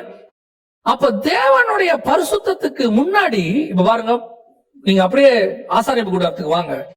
மகா பரிசுத்தத்துக்குள்ள போகும்போது ரத்தம் இல்லாம போனா அவன் பாவம் செஞ்சானா, ஆண்டவர் பிரதான ஆசாரியன். பிரதான ஆசாரியனுங்கிறது ஒருத்தன் தான். ஆசாரியர்கள் நிறைய இருப்பாங்க, ஒரே ஒருத்தன் தான் பிரதான ஆசாரியன். அவன் ஒருத்தனையும் அவர் அடிச்சு கொள்வாரு. ஏன்னா பரிசுத்தம் இல்லாம உள்ள வந்த, ஏன்னா அவர் அப்படிப்பட்ட பரிசுத்தம். இப்ப புதிய ஏற்பாட்டுல அன்னைக்கு தேவன் உடன்படிக்கை பெட்டிக்குள்ள இருந்தாரு, அங்க உடன்படிக்கை பெட்டிக்கு மேலாக இருந்து. இங்க அப்படி இல்ல, உனக்குள்ள இருக்கிறாரு. இப்ப சபைகளுக்குள்ள கர்த்தர் அருவருக்கிற காரியங்களை ஊழியக்காரனை வச்சே கொண்டாட பாருங்க பிசாசு. என்ன எப்படி சபைக்கு நீ எப்படி வேணாலும் வா, எப்படி வேணாலும் ட்ரெஸ் போடு, எப்படி வேணாலும் முடி வெட்டிக்கோ, என்ன வேணாலும் டான்ஸ் போடு, எப்படி வேணாலும் விசில் அடி, ஆம்பளை பிள்ளையும் பொம்பளை பிள்ளையும் மேல ஏத்தி விட்டு ஒன்னா ஆட விடு. இது சபைக்குள்ள நடக்குது, சர்ச்சுக்குள்ள. கர்த்தர் என்ன நினைப்பாரு? அடிப்பாரா அடிக்க மாட்டாரா? என்னுடைய வீட்டை கல்லர் குகையாக்கினீர், என் பிதாவின் வீட்டை கல்லர் குகையாக்கினீங்கன்னு புறாவித்தவனையே அடிச்சாராமே. இப்ப நம்ம புறாவை அடிச்சு ரோஸ்ட் பண்ணி பிரியாணி எல்லாம் வித்துக்கிட்டு இருக்கிறோம். அன்னைக்கு புறா வித்தது தப்பு, இன்னைக்கு பிரியாணி விற்கிறது தப்பு இல்ல. எதுக்காக விற்கிறோம்? சர்ச்சுடைய வெல்ஃபேருக்காக தானே விற்கிறோம். அன்னைக்கு அவன் மட்டும் எதுக்கு வித்தான்? தேவாலயத்துக்குள்ள பலி செலுத்துறதுக்கு தானே வித்தான். எங்க போய் புறா வாங்குவாங்க இவங்க? புறாவை தேவாலயத்திலே வச்சுட்டோம்னா வாங்கி அப்படியே பலி செலுத்துறது ஈஸி தானே, புறா குஞ்சுகளை அப்படின்னு சொல்லி அவங்க வித்தானே. அதுக்கு ஒரு நியாயமான காரணம் இருக்கா இல்லையா? ஆண்டவர் சொல்றாரு, வியாபாரம் சபைக்குள்ள நடக்க கூடாது. There is no this type of things happen in the church. சபைக்குள்ள எப்படியா வியாபாரம் பண்ணுவ நீ? இன்னைக்கு அதான் நடக்குது. இதை தாண்டி அடுத்து சபைக்குள்ள, பரலோகத்துக்குள்ள எல்லாத்தையும் மூடிட்டு உட்கார்ந்துருக்கான், சபைக்குள்ள எல்லாத்தையும் திறந்து போட்டு உட்கார்ந்துருக்கான். கேட்டா என்ன தப்பு? ஏன் திறந்து போட்டு உட்கார்ந்தா என்ன தப்பு? டேய், பரலோகத்துல தூதனே மூடிட்டாண்டா உட்கார்ந்துருக்கான். ஏன்னா அங்க அவர் அப்பேற்பட்ட பரிசுத்தர். அவன் வெளியே பார்க்கிற பரிசுத்தருக்கே மூடிட்டு உட்கார்ந்துருக்கானே. இப்ப உனக்குள்ள ஒரு பரிசுத்த ஆவியானவர் இருக்கிறாரு, நீ எப்படி மூடிட்டு உட்கார்ந்துருக்கணும்? இன்னைக்கு தப்பு இல்லைங்கிறான். சபை எப்படி வேணாலும் இருக்கட்டும், என்ன வேணாலும் பண்ணட்டும். பிலேயாமின் உபதேசம், கர்த்தரை கோபப்படுத்துகிற உபதேசம். என்ன போதனை பண்றீங்க? தேவனை விசில் அடிச்சா நீங்க சந்தோஷப்படுவார் ஆண்டவர். என்ன போதனை கொடுக்குறீங்க? ஜபத்தை விட கர்த்தர் டான்ஸுக்கு தான் இம்பார்ட்டன்ஸ் கொடுப்பாரு. உபவாச ஜபத்தை விட நீ டான்ஸ் ஆடினா கர்த்தர் சந்தோஷப்படுவாரு. இதுதான் பிலேயாமின் உபதேசம். அதாவது அப்படியே ஜனங்களை சபிக்கவும் இல்லையாமா, ஆனா தேவனை கோபப்படுத்துற மாதிரி நடத்துறது. இதுக்கு என்ன ஆச்சரியம்னா, இப்ப வந்திருக்கிறவங்க அறியாமையில ஒரு வேத அறிவு இல்லாம இப்படிப்பட்டவன் சொல்றானே வச்சுப்போமே, ஒரு சில மூத்த ஊழியர்கள் கூட இதுக்கு அதுக்கு உடனே இல்ல, நம்ம சர்ச் மாடர்னைஸ் ஆகுது. நல்லா தெரிஞ்சுக்கொள்ளுங்க, சர்ச் மாடர்னைஸ்ட் ஆகல. மாடர்ன் ஏஜுக்குள்ள உலகம் வந்திருக்கு, சர்ச் இன்னும் அதே அப்போஸ்தலர் உபதேசத்துல தான் இருக்கு. நீங்க ஸ்பீக்கர் வச்சுக்கோங்க, மைக் வச்சுக்கோங்க, நீங்க கீபோர்டு வாசிச்சுக்கோங்க, ஆனா ஆவியோட உண்மையோட தான் ஆராதிக்கணும். மாடர்னைஸ்ட் ஆயிட்டு உணர்ச்சியோட ஆட்டத்தோட ஆராதிக்க கூடாது. நீ எவ்வளவு மாடர்னைஸ்ட் ஆனாலும் ஆவியோட உண்மையோடு தான் ஆராதிக்கணும். இது 2000 வருஷத்துக்கு பழசு. நீ என்ன வேணாலும் வச்சுக்கப்பா, எவ்வளவு ட்ரெஸ் வேணா போட்டுக்க, உடம்பு பழசு. இது 4000, 5000, 6000 வருஷத்துக்கு முன்னாடி உள்ள மாடல். இதை மாத்த முடியாதுல்ல. இது சர்ச் மாடர்னைஸ்ட் ஆயிடுச்சு, அதனால நாங்க கால் வரைக்கும் போட்டிருந்த ஆடைய அப்படியே முட்டி வரைக்கும் மேல தூக்கிக்கிட்டோம் அப்படின்னா காலையும் தூக்கிக்க. மாடர்னைஸ்ட் ஆச்சு. ஏன் அதை தூக்க மாட்டேங்கிற? அது பழசு தானே, 4000 வருஷம் பழசு தானே. இதை மாத்த முடியல. இது மாறாது. கர்த்தரும் மாறாதவர், வேத வசனமும் மாறாது. மாறாதவைகள்னு கொஞ்சம் இருக்குது. அவர் நேற்றும் இன்றும் என்றும் மாறாதவர். வானமும் பூமியும் ஒளிந்து போகும், கர்த்தருடைய வார்த்தையோ ஒரு நாளும் ஒளிந்து போகாது. இது அது மேல கட்டப்பட்ட சபை. பிழையாமையின் உபதேசம். ஜனங்களை தேவனுக்கு விரோதமாய் நடத்தக்கூடியவர்கள். தேவனுடைய கோபாக்கினையே சபைக்குள்ள கொண்டாடுறவன். ஓரினச்சேர்க்கையை கொண்டாந்தான், அதெல்லாம் வேற, அது அடுத்து. அது விபச்சாரம், வேசித்தனம். இது தேவனை எரிச்சல் உண்டாக்குறது சபைக்குள்ள. நம்ம ஆண்டவருடைய குணாதிசயத்தை பாருங்க. தேவாலயம் கட்டும் போது சொல்றாரு, உள்ளுக்குள்ள எதையும் வச்சு அடிக்காத, வெளியேந்து அடிச்சு கொண்டு மாட்டு. ஏன்? உன் தேவனாகிய கர்த்தர் எரிச்சல் உள்ள தேவனாய் இருக்கிறார். இருக்கு, வசனத்துல இருக்கு. இந்த மாதிரி அடிக்கிற சவுண்ட, லிட்டரலா சொல்றேன், அடிக்கிற சவுண்ட ஏன் கேட்க முடியாது ஆண்டவரு? நீ உட்கார்ந்து கூக்குரல்ற, ஓ போடுற, விசில் அடிக்கிற, ஆண்டவர் கேட்டு அமைதியா உட்கார்ந்துருப்பாரா? க்ளோஸ்ட், முடி போடு. இதுதான் பிழையாமையின் உபதேசம். ஆண்டவர் சொல்றாரு, கை கொள்ளுகிற உணர்தல் உண்டு. இன்னைக்கு இருக்கு சபைக்குள்ள. இன்னைக்கு இதை விட மோசமானவர்கள் வருவார்கள். நான் ஊழியர்களுக்கு எப்பவுமே சொல்றேன், சபைக்குள்ள எதை கொண்டு வரணும், எதை கொண்டு வரக்கூடாதுன்னு டிசைட் பண்றதுக்கு தான் கர்த்தர் உங்களை வச்சிருக்கிறார். இப்போ எபேசு சபையின் தூதனுக்கு நீ சொல்லுவது என்னவென்றால் அப்படின்னா என்ன அர்த்தம்? யார் அந்த எபேசு சபையின் தூதன்? அந்த சபையை நடத்துகிறவன். இப்போ பூச்சோங் சபை இருக்கு, இந்த சபைக்கு நீங்க தலைவரா இருக்கு. அப்ப இந்த சபைக்குள்ள ஒண்ணு வரணும், வரக்கூடாது, டிசைடிங் அத்தாரிட்டி உங்க கையில தான் இருக்கு. பரிசுத்த ஆவியானவர் உணர்த்துவாரு, இந்த ஆளை ஏத்தலாம், இந்த ஆளை ஏத்தாத அப்படின்னு சொல்வார். நம்ம கிட்ட இருக்க பிரச்சனை என்ன அப்படின்னு கேட்டீங்கன்னா, கலாத்தியருக்கு எழுதும் போது பவுல் சொல்வாரு, நான் இன்னும் மனுஷனை பிரியப்படுத்துகிறவனா இருந்தால் தேவனுக்கு ஊழியக்காரன் அல்லவே அப்படின்பாரு. இப்ப நம்ம மனுஷனை எங்க பிரியப்படுத்துறோம்? இப்ப திடீர்னு ஒருத்தர் போன் பண்ணி சொல்வாரு, ஒரு ஊழியக்காரர் வந்திருக்கிறாரு, ஏன்னா அந்த வெளிநாட்டுல இருக்கிற சபைகளுக்கு இருக்கிற பிரச்சனையில ஒண்ணு, மகா பிரச்சனை என்னன்னா விசிட்டிங் பாஸ்டர்ஸ். இந்த விசிட்டிங் பாஸ்டர் ஒருத்தர் வந்திருக்கிறாரு, அவரு இந்த மாதிரி திடீர்னு வந்துட்டாரு, ஒரு மீட்டிங் இருந்தா. இப்ப சொல்றவர் நம்ம கிட்ட இன்ஃபார்ம் பண்றவர் ரொம்ப முக்கியமான ஆளா இருப்பாரு. அப்ப நீங்க ஆவியில உணரணும், இந்த ஆளை ஏத்தலாமா வேணாமா. சில நேரத்துல ஆண்டவர் தூது அனுப்புவாரு. சோ அப்ப நம்ம வந்துட்டு டிசைட் பண்ணணும், நம்ம ஸ்பிரிட்ல அந்த ஆளை ஏத்தலாமா வேணாமான்னு தோணணும். அப்போ உங்களுக்கு அந்த ஸ்பிரிட்ட நிதானிக்கக்கூடிய ஆவியை பகுத்தறிகிற வரம் அது இருந்தா ஆவியானவர் உணர்த்துவார்.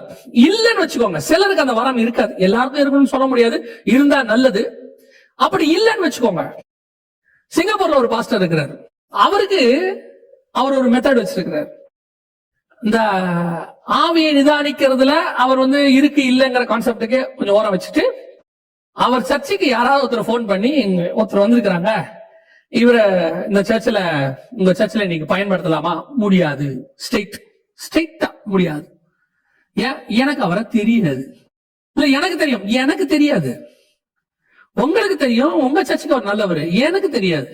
ஏன் சர்ச்சுக்கு சில சட்டத்திட்டம் நான் வச்சிருக்கிறேன். சோ நான் என்ன செய்யறேன், நீங்க அவரை பத்தின டீடைல்ஸ் என்கிட்ட கொடுங்க, நான் அவரை பத்தி விசாரிக்கிறேன், அவரோட டாக்டர் எல்லாம் பாக்குறேன், பார்த்து முடிச்சுட்டு அதுக்கப்புறம் நான் ஜெபம் பண்றேன், அதுக்கப்புறம் ஆண்டவர் என்ன உணர்த்தினா நான் நெக்ஸ்ட் டைம் அவரை கூப்பிடுறேன். பினிஷ். இது அவர் ஒரு ஸ்டாண்டர்டா வச்சிருக்கிறார்.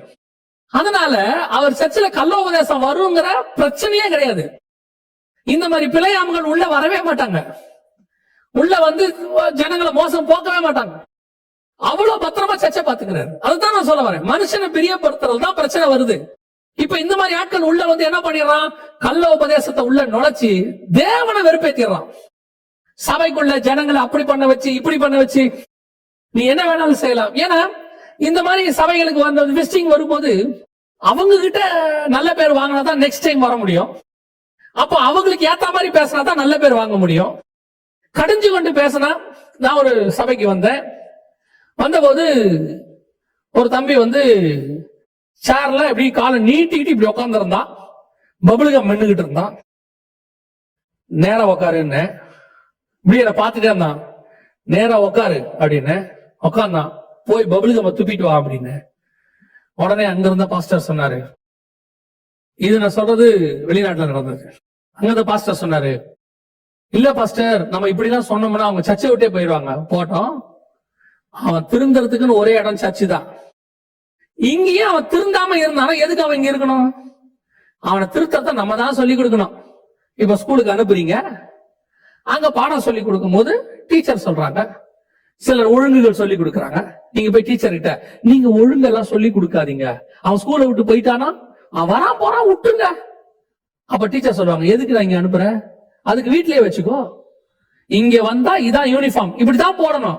இல்ல இல்ல நான் யூனிஃபார்ம் போக மாட்டேன், வராத. ஸ்கூல்ல சொன்னா கேட்க முடியுது, வேற எங்கேயாவது சொன்னா கேட்க முடியுது. ஆனா சபையில சொன்னா மட்டும் இல்ல, அப்படிலாம் சொல்லக்கூடாது சபையில. ஏன்? சரீரத்துக்கு ஆசீர்வதிக்கிறவனே உன்னை இவ்வளவு இன்ஸ்ட்ரக்ஷன்ஸ் போடுறான், அதுக்கு நீ கீழ்படுகிற. ஆத்மாவை பரலோகத்துக்கு கூட்டிட்டு போறதுக்கு இன்ஸ்ட்ரக்ஷன்ஸ் பைபிள்ல இருக்கு, இதுக்கு கீழ்படிய கூடாது, அதை சொல்லவும் கூடாது. கீழ்படியது அவங்ககிட்ட சொல்ல வேண்டிய பொறுப்பு நம்மளுது இல்ல, சொல்லவே கூடாதுன்னா. இன்னைக்கு அதான் நடந்துட்டு இருக்குது. பிழையாமையின் உபதேசம் தேவனை வெறுப்பேத்துற மாதிரி. யோசிக்கணும், எது எது கர்த்தருக்கு பிரியமானது, எது எது கர்த்தருக்கு பிரியம் இல்ல. சபையில கர்த்தரை தவிர வேற யாருக்கும் அங்க மகிமையோ கனமோ கிடையாது. யாரையும் கூப்பிட்டு அங்க கனப்படுத்தக்கூடாது, அப்படியே தூக்கி முக்காறது, கர்த்தருக்கு ஈக்குவலா வைக்கிறது. இவர் இல்லாட்டி சர்ச்சே நடந்திருக்காது. இந்த சர்ச்சை உருவாக்குறதுக்கு இவர் தான் காரணம், கர்த்தர் காரணம். நீ வேணா கர்த்தரை விட்டுட்டு அந்த ஆளை வச்சு ரெண்டாவது சர்ச்சை கட்டு பார்ப்போம், கட்ட முடியாது உன்னால. ஏன்? கர்த்தர் சொன்னாருன்னா கட்ட முடிஞ்சிச்சு. கர்த்தர் இல்லாம அந்த ஆளை மட்டும் வச்சு கட்டிப்பாரு, முடியாது. இன்னைக்கு சபையில மனுஷனை பிரியப்படுத்துகிறது, அதான் பிழையாம். பிழையாமக்கு எப்படியாவது மனுஷனை பிரியப்படுத்தணும் பாலாக்க, அதுக்கு தேவ ஜனங்களை பலி கொடுத்தான். இன்னைக்கு அதான் நடக்கு. கடைசியாக இன்னொரு உபதேசம் இருக்கு, அதையும் ஆண்டவர் சொல்றாரு, சபைக்கு தான் சொல்றாரு. கடைசியாக வெளிப்படுத்தின விசேஷம் 2ஆம் அதிகாரம் 20வது வசனம். ஆகிலும் முன் பேரில் எனக்கு ஒரு குறை உண்டு, என்னவெனில் தன்னை தீர்க்கதரிசி என்று சொல்லுகிற யேசபேல் என்னும் ஸ்திரீயானவள் என்னுடைய ஊழியக்காரர் வேசித்தனம் பண்ணவும் விக்கிரகங்களுக்கு படைத்தவர்களை புசிக்கவும் அவர்களுக்கு போதித்து அவர்களை வஞ்சிக்கும்படி நீ அவளுக்கு இடம் கொடுக்கிறாய் அப்படின்னு இருக்குது. இப்ப இந்த வசனத்தை நல்லா கவனிச்சு பாத்தீங்கன்னு சொன்னா, விக்கிரகங்களுக்கு படைத்தவைகளை புசிக்கும்படி நீ அவ போதிக்கிறான். யேசபேல் என்னும் தீர்க்கதரிசி என்று சொல்லுகிறவள், தன்னை தீர்க்கதரிசி என்று சொல்லுகிறவள். நீங்க இது எங்க இருக்குது? 1 ராஜாக்களின் புஸ்தகம் 18ஆம் அதிகாரத்துல நீங்க வாசிக்க முடியும் யேசபேலை குறிச்சு. யேசபேல் என்ன பண்ணானா, தீர்க்கதரிசிகளை கூப்பிட்டு பந்தியில சாப்பிட வச்சா. அதுல 2 வகையான தீர்க்கதரிசி, ஒன்று பாகால் தீர்க்கதரிசி, இன்னொன்று யேசபேலின் பந்தியில் சாப்பிடுகிற தோப்பு விக்கிரகக்காரன் அப்படின்னு இருக்கு. அப்ப நல்லா கவனிச்சீங்கன்னா 1 ராஜாக்களின் புஸ்தகத்துல அது கொடுக்கப்பட்டிருக்கு. இப்ப நல்லா கவனிச்சீங்கன்னா, யேசபேலுடைய பந்தியில் சாப்பிடுற தீர்க்கதரிசின்னு ஒண்ணு இருக்கு. யேசபேல் யாரு? ராஜகுமாரத்தி. இவ தன்னை என்னன்னு கூப்பிட்டுக்கிறா? தீர்க்கதரிசின்னு கூப்பிட்டுக்கிறா. நல்லா தெரிஞ்சுக்கொள்ளுங்க. இப்ப ராஜகுமாரத்தி தீர்க்கதரிசி ஆயிட்டானா என்ன ஆகும்? ராஜாவும் ஆசாரியருமாயி அவர் மெல்கிசேதேக்கின் முறைமையை தன்னை காட்டிக்கிறான். அப்ப நியூ டெஸ்ட்மென்ட் சர்ச்சில் இப்படிப்பட்ட காரியங்கள் நடக்குதுன்னு ஆண்டவர் சொல்றார். குறை உண்டு. என்னது? இவன் தீர்க்கதரிசியே கிடையாது. தீர்க்கதரிசியே இல்லாத ஆளு தன்னை தீர்க்கதரிசின்னு காட்டிக்கிட்டு ஜனங்களை தப்பான உபதேசம். ஏன்னா விக்கிரகங்களுக்கு படைத்தவைகளை புசித்தாயினா என்ன அர்த்தம் அப்படின்னு கேட்டீங்கன்னு சொன்னா, விக்கிரக வழிபாடு என்பது வேதாகமத்துல யாக்கோபின் புஸ்தகம் 4ஆம் அதிகாரம் 4-5 வசனங்கள்ல ஸ்பிரிச்சுவல் அடல்ட்ரின்னு சொல்லப்பட்டிருக்கு. நீங்க யாக்கோபு புஸ்தகத்தை வாசிச்சு பாத்தீங்கன்னு சொன்னா, அங்கே விக்கிரகங்களை பத்தி சொல்லும் போது 4ஆம் அதிகாரம் 4, விபச்சாரக்காரரே விபச்சாரிகளே, உலக சிநேகம் தேவனுக்கு விரோதமான பகை என்று அறையீர்களா? ஆகையால் உலகத்துக்கு சிநேகனாய் இருக்க விரும்புகிறவன் தேவனுக்கு பகைஞனாய் இருக்கிறான். விபச்சாரம்னா என்ன? கணவன் இருக்கும் போது அல்லது ஆல்ரெடி ஒரு மனைவி இருக்கும் போது தவறான உறவு இருக்கிறதுக்கு பேர் தான் விபச்சாரம். அப்படின்னா கர்த்தர் உனக்கு ஒரு மனவாளனா இருக்கிறாரு, சபையில் இருக்கிறார், உனக்கு ஒரு உபதேசத்தை கொடுத்திருக்கிறார். இத வச்சுக்கிட்டே அப்படியே இன்னொரு உபதேசத்தையும் ஃபாலோ பண்றது, இன்னொரு காரியத்தையும் ஏற்றுக்கொண்டது. இதுவும் ஓகே, இதுவும் ஓகே, இந்த உபதேசமும் ஓகே தான், நியாயப்பிரமாணமும் ஓகே தான், கிருபையின் பிரமாணம் ஓகே, ரெண்டு இருந்துட்டு மட்டும் என்ன பிரச்சனை? என்கிட்ட ஒரு ஊழியர் சொன்னார், நீங்க வருகை இருக்கு அப்படின்னு பிரசங்கம் பண்றீங்க, சபை எடுத்துக்கொள்ளப்படும் நிறைய ப்ரூஃப்ஸ் கொடுக்குறீங்க, வருகை வராது அப்படின்னு ப்ரூஃப் பண்ற ஆட்களும் இருக்கிறாங்க, அதனால நான் ரெண்டையுமே ஏத்துக்கிறேன் அப்படின்னாரு. ஏசபேல் உபதேசம் இதுவும் ஓகே தான், இதுவும் ஓகே தான். இல்லையே, அப்படி இருக்க முடியாது. கர்த்தர் தெய்வமானால் கர்த்தரிடத்துல வாங்கள், பாகால் தெய்வமானால் பாகால் இடத்துல போங்கள். எப்படி கர்த்தரும் பாகாலும் ஒண்ணா ஆக முடியும்? இதெல்லாம் உலகத்தில் உண்டானவைகள்ல. உலகத்தில் உண்டானதையும் நீங்க தேவனிடத்தில் உண்டானதையும் எப்படி ஒன்னா சேர்ப்பீங்க? இன்னைக்கு என்ன ஆகுது அப்படின்னு கேட்டீங்கன்னு சொன்னா, இந்த மாதிரி உபதேசங்கள் சபைக்குள்ள கொண்டு வந்து, இல்ல அதெல்லாம் இருக்கட்டும், யாரு வேணாம்னு சொன்னாங்க, இதுவும் இருக்கட்டும், நாம கொஞ்சம் அட்ஜஸ்ட் பண்ணி போனா தான் இந்த கடைசி காலத்துல சபை நடத்த முடியும். கொஞ்சம் அட்ஜஸ்ட் பண்ணி போனா தான் மினிஸ்ட்ரி பண்ண முடியும். இப்படி ஸ்ட்ராங்கா தான் பேசினா முடியாது. அப்ப நம்ம என்ன பண்ணணும்? ஏசபேல நீங்க எதிர்த்தீங்க என்ன ஆகும் பாருங்க. ஏசபேல் இருக்கா, எலியா எதிர்க்கிறாரு. என்ன நிலைமை? ஏசபேல் அரண்மனையில இருக்கிறா, எலியா வனாந்தரத்துல இருக்கிறாரு. ஏசபேல் நல்லா சாப்பிட்டு இருக்கிறா 3 வேளை, இவருக்கு சாப்பாட்டுக்கு வழி இல்ல, சாக நிலைமைக்கு வந்துட்டாரு. தூதன் கொண்டு வர சாப்பாட்டை. இப்ப என்ன ஆகுது பார்க்கும்போது நிறைய பேருக்கு, கடைசி காலத்துல இப்படி சத்தியம் சத்தியம் சத்தியம்னு பேசி நம்ம என்னத்த கண்டோம்? அப்ப என்ன பண்ணலாம்? அப்படி கொஞ்சம் உலகத்தோடையும் மிக்ஸ் பண்ணி போங்க, அட்ஜஸ்ட் பண்ணி போங்க. நம்ம கொஞ்சம் அப்படி பேலன்சிங்கா தான் போகணும். பேலன்சிங்கே கிடையாது பைபிள்ல. பைபிள்ல ஒண்ணு கர்த்தர் இல்ல உலகம், ரெண்டையும் மிக்ஸ் பண்ண முடியாது. ஒண்ணு இருள் இல்ல வெளிச்சம், ஒண்ணு விசுவாசம் ஒண்ணு அவிசுவாசம். விக்கிரகத்துக்கும் வெளிச்சத்துக்கும் சம்பந்தம் இது, விக்கிரகத்துக்கும் தேவனுக்கும் சம்பந்தம் இது. எப்படி பேலன்ஸா போவீங்க? சபைக்குள்ள வரும்போது அப்படியே பரிசுத்தத்தை பத்தி பயங்கரமா பேசுறது, வெளியே போன உடனே விக்கிரக ஆராதனைக்காரனோட கூட உட்காந்து, அங்கேயும் நாங்கெல்லாம் ஒண்ணுதான், அவங்க வேற மதம் இவங்க வேற மதம், பட் எல்லா மதத்திலையும் கடவுள் ஒன்னா தானே இருக்கிறாரு அப்படின்னு அங்கேயும் போய் உட்காந்துக்கிறது. அப்புறம் சபையில வந்து என்ன பேசுறது? தேவன் ஒருவரே. எப்படி? அது தப்பு இல்ல, ஸ்பிரிச்சுவல் அடல்ட்ரி. அசல சொல்லுது, ஏசபேல் பந்தியிலையும் போய் உட்காந்துக்கிறான், அங்க அவ கொடுக்கிற சாப்பாட்டையும் சாப்பிட்டுக்கிறான், அதையும் ஒத்துக்கிறான், அதுவும் சரின்றான். இங்க வந்து இதுவும் சரி, நான் கர்த்தருடைய தீர்க்கதரிசி. அங்க யாரு? ஏசபேல் தீர்க்கதரிசி. எலியா சொல்றான், எல்லாரையும் வர சொல்லு, இன்னைக்கு நிரூபிக்கிறோம் யார் கர்த்தருடைய தீர்க்கதரிசி. சபை நிரூபிக்கிறதுக்காக இருக்கிறது. நீங்க சத்தியத்தை பேசினா சத்ருவா தான் மாறுவீங்க, எந்த மாற்று கருத்தும் இல்லை. சத்தியத்தை பேசுறதுனால உங்களை தலையில தூக்கி வச்சுக்கிட்டு ஆட போறது இல்லை யாரும். நீங்க சத்தியத்தை பேசுறதுனால உங்களை கூப்பிட்டு மேல உட்கார வச்சு இவர் சத்தியம் பேசுறாருன்னு சொல்ல போறது இல்லை. அன்லெஸ் கர்த்தர் செய்தால் அது வேற. நீங்க அட்ஜஸ்ட் பண்ணி போனீங்கன்னா எல்லாரோடையும் போய் உட்காரலாம். ஆனா நான் சொல்லுவேன், நீங்க அட்ஜஸ்ட் பண்ணி போனீங்கன்னா 10ஓட 11. நீங்க சத்தியத்துக்கு நின்னீங்கன்னா நீ தான் ஒண்ணு. You are unique ministry. நீ வனாந்தரத்துல ஓடுறவனா இருக்கலாம், நீ ஒதுக்கப்பட்டவனா இருக்கலாம், நீ சத்தியத்தை பேசுறதுனால உன்னை கூப்பிடாம இருப்பாங்க. அவர் சும்மா சத்தியம் சத்தியம் சொல்லிட்டு நம்மள அவரெல்லாம் சரிப்பட்டு வர மாட்டாருங்க அப்படின்னு சொல்லலாம், உன்னை ஒதுக்கலாம், என்ன வேணாலும் செய்யலாம். பரலோகம் உன்னை ஒதுக்காது. நாளைக்கு இந்நேரம் தலைய வாங்குவேன்னு சொன்ன ஏசபேல் செத்தாலே ஒழிய எலியா சாகவே இல்லை கடைசி வரைக்கும். அவன் ஏறி மேல போயிட்டான். அதான் நீங்களும் நானும். நாம சத்தியத்துக்கு தான் நிக்கணும், சத்தியத்தை போதிக்க தான் வந்திருக்கிறோம், சத்தியத்தை பேசதான் வந்திருக்கிறோம். இது யாருக்காகவும் காம்ப்ரமைஸ் ஆகாது. சில வெளிநாட்டு சர்ச்சில் கொண்டு போய் நிறுத்துற உடனே, பணக்கார சர்ச்சில் நிறுத்துற உடனே நம்மள அறியாமலேயே நம்ம அவங்கள பார்த்த உடனே ஐயோ இவங்ககிட்ட நம்ம கொஞ்சம் பதமா தான் பேசணும், கொஞ்சம் பொறுமையா தான் பேசணும். ஏன்னா பெரிய சர்ச்சு பெரிய பாஸ்டர் கூப்பிட்டு போகும்போதே BMW கூட்டிட்டு போவாங்க, கொண்டு போய் உட்காரும் போதே பெரிய முன்னாடி இருக்கிற பெரிய லக்ஸூரியஸ் சேர்ல உட்கார வைப்பாங்க. அவங்களுடைய புரோட்டோகாலே பயங்கரமான புரோட்டோகாலா இருக்கும். உங்களை இன்வைட் பண்றது ஒருத்தர், வெல்கம் ட்ரிங்க் கொடுக்கறது ஒருத்தர், உங்களுக்கு ப்ரோக்ராம் லிஸ்ட் கொடுக்கறது ஒருத்தர், உங்களை கொண்டு போய் உட்கார வைங்க. அங்க நீங்க பேசும்போதே ஆரம்பிக்கும் போதே இவ்வளவு அழகான சபைகளை நான் பார்த்ததே இல்லை. நான் க்ளோஸ். நீ என்ன சத்தியம் சொல்ல வந்தியோ அந்த சத்தியத்தை நேரா சொல்லு. யாரையும் திட்டணும், யாரையும் கண்டம் பண்றது நம்ம வேலை இல்ல, அது குழப்பம் இல்லை. இது சத்தியம். நீ சத்தியம் பேசும்போது அங்க இருக்கிற 10 பேருக்கு குத்தணும். ஏன்னா அவன் சத்தியத்துல இல்ல. குத்துனாதான் அதுக்கு பேர் சத்தியம். நீ சொல்லணும். நீ இயேசபேலை பார்த்தவன ராஜகுமாரத்தையே நம்ம எப்படி எதிர்க்கிறது? தலை போயிருமே, போட்டோம். இருந்தாலும் தலை கர்த்தருக்கு, போனாலும் தலை கர்த்தருக்கு. இருந்தா சத்தியம் பேச போறேன், தலையை எடுத்தீங்கன்னா பரலோகத்துல அவர் போய் துதிக்க போறேன். எப்படி எது வசதின்னு பாத்துக்குங்க. என்னை விட்டீங்கன்னா இங்க சத்தியம் பேசுவேன், தூக்கிட்டீங்கன்னா அங்க போயிருவேன். ஆனா ஒண்ணு, நாங்க பேசுறத மட்டும் நிறுத்த போறதே இல்லை. அவ்வளவுதான். ஒண்ணு இங்கே பேசுவோம், இல்ல அங்க பேசுவோம். எதுக்கு பயம்? சத்தியத்தை சத்தியமா பேசுங்க. ஊழியக்காரங்க நிறைய பேர் பார்த்துட்டு இருக்கிறீங்க, ஊழியத்துக்கு ஒப்பு கொடுத்தவங்க இருக்கிறீங்க, பாடம் படிக்கிறீங்க.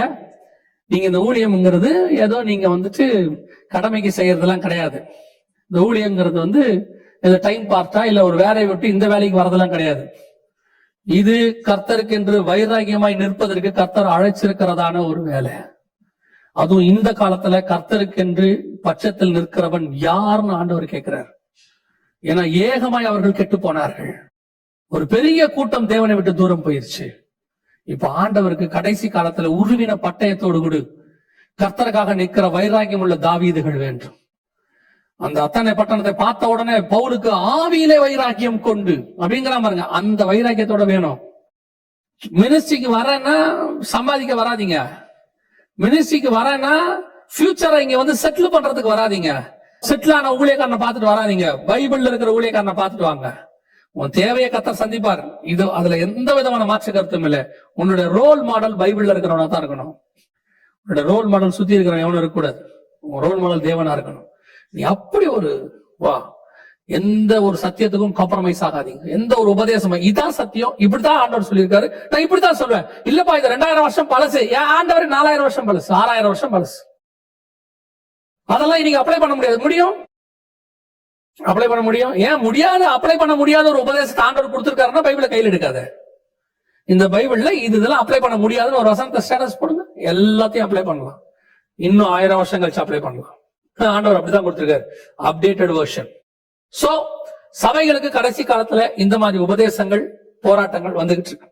நீங்க ஸ்பிரிச்சுவல் போராட்டத்தை பாருங்க, பிசிக்கல் போராட்டத்தை பத்தி பார்க்கவே பார்க்காதீங்க. பிசாசுக்கு நல்லா தெரியும் பிசிக்கல் போராட்டத்துல சபை ஜெயிக்கும். ஏன்னா அவன் நம்மளை விட கிட்டத்தட்ட அவனுக்கு 6000 வருஷம் எக்ஸ்பீரியன்ஸ் இருக்கு. அவனுக்கு நல்லா தெரியும் இவனுங்கெல்லாம் அடிச்சா வளர்ந்துருவானுங்க, அடிக்க இவனுங்க இன்னும் ஸ்ட்ராங் ஆவானுங்க, இவனுங்கெல்லாம் இரும்பு மாதிரி, அதுவும் அடிக்க இவனுக்கு ஸ்ட்ராங் ஆகிட்டே போவாங்க. ஆனா பாத்துருக்கான் அவனுக்கு தெரியும் எங்க தட்டினா இவனுங்க விழுவானுங்கன்னு. அதுக்குதான் ஆண்டவர் தெளிவா எழுதுறாரு, பிழையாம் காலத்துல வந்த மாதிரி வரும், ஏசபேல் காலத்துல வந்த மாதிரி வரும், நிக்கோலாய் மதஸ்தருடைய உபதேசம் வரும், ரொம்ப கேர்ஃபுல்லா இருந்துக்கோ, இதெல்லாம் சபையை மோசம் போக்குறது. ஆண்டவர் ஏதாவது சொன்னாரா? சிமனா சபை பார்த்து ஆண்டவர் என்ன சொன்னார் பாருங்க, உன்னை காவலில் போடுவார்கள், மரண பரியந்த உண்மையாயிரு, ஜீவகத்தை பெற்றுக்கொள்வாய். ஆண்டவர் உபத்திரவத்தை பத்தி ஆசீர்வாதமா தான் பேசுறாரு. எதை பத்தி ஆண்டவர் ரொம்ப பயப்படுறாரு? சபை இப்படி போயிடக்கூடாதுன்னு, உபதேசத்தை குறிச்சு. அதனாலதான் பவுலும் சொன்னாரு, மந்தையை தப்ப விடாத ஓநாய்கள் வரும். ரொம்ப கேர்ஃபுல்லா இருந்து கொள்ளுங்க. ரொம்ப சீக்கிரத்துல சபை எடுக்கும்படி ஆண்டவர் வருவாரு, சபை எடுத்துட்டு போவாரு. கரை திரை அற்ற மனவாட்டி சபை தான் போகும்.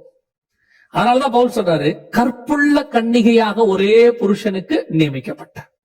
இப்ப நாம அப்படிப்பட்ட ஒரு சபையா கடைசி வரைக்கும் நிக்கணும். அப்படிப்பட்ட சபைகளை உருவாக்கணும். அதுக்குதான் ஆண்டவர் நம்மளை வச்சிருக்கிறார்.